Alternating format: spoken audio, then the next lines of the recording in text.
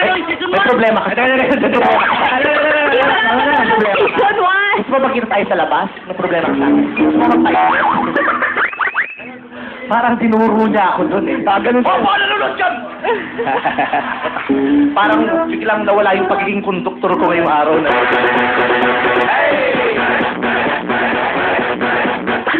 Uunahin ko ang good points. Diba? Lagi namang may good points, hindi puro bad points. Good points. Nakakahanga, kahanga-hanga ang fighting spirit na nakikita niyo ko sa mga mukha ninyo. Diba? Palaban, laban kung laban, di kami papatalo. Tama. Tapos, ang saya-saya yung ginagawa ninyo. Kahanga-hanga yun. Ang galing yung magtatambling. Ang husay yung sumayaw, napakahusay yung sumayaw. Napakahusay yung tumambling. Pero ang showtime kasi hindi naman to tumbling festival. Diba?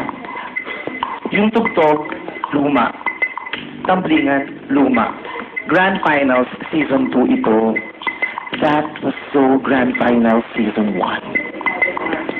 Kung nanonood kayo lagi ng Showtime, diba? Pinauso na ng Season 1 yan. Ngayon ang hinahanap ko, anong pwede natin ipauso sa Season 2? Anong kaibahan ng Season 2 sa Season 1? Diba? Tapos, alam nyo naman, ayoko na ng tunog ng baril. Diba? Maaring hindi lahat ng tao maunawaan ako kung bakit ayaw ko. Unang-una ayaw ko kasi paulit-ulit na. Simulat sa tunog na ng baril. Pasko naman, sumispire na tayo. Itigil na natin ang tunog ng baril.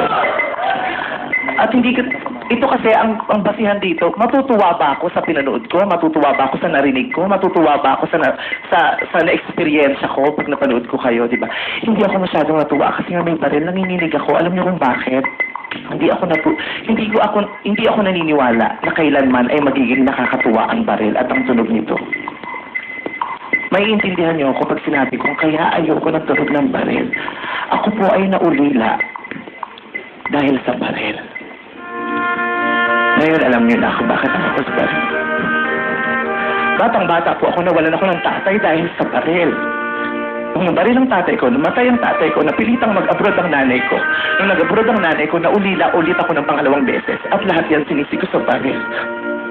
Kailanman hindi nakakatuwa ang baril dahil ang baril ay hudyat ng kapahamakan. Ito ay simbolo ng karahasan. Kaya hindi yan nakakatuwa. Para sa akin, ang baril at ang tunog nito ang pinakapangit na nangyari sa sibilisasyon ng tao. Ito ang pinakapangit na nangyari at umapekto sa buhay ko. Ang baril ang pinakapangit na na-invento ng pinakapugong tao.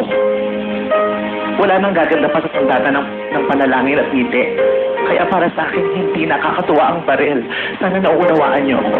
Isuko na natin ang baril. Sana makalimutan na natin ang tunog nito. Sana wala nang magandahan sa itsura nito. Sana kalimutan na natin na may nadiskubre at na-inventong baril. Gayon pa man, napakahusay. Sabi ko, ang perfect score ko 6. Perfect sa akin ang group 1. Perfect ang sayaw nyo, ang tumbling nyo para sa akin perfect. Naminosan lang dahil ayoko ng tunog ng baril. Ito ang score nyo. Salamat sa iyo, Vice, at sa ating mga urado. Yes, we just want to let you know, on behalf of lahat ng mga showtimers and madam people all over the world, we love you so much. Yahoo! Love you, Vice. Okay, sigurado kung mahirapan ang ating mga hurados ngayon dahil unang dalawang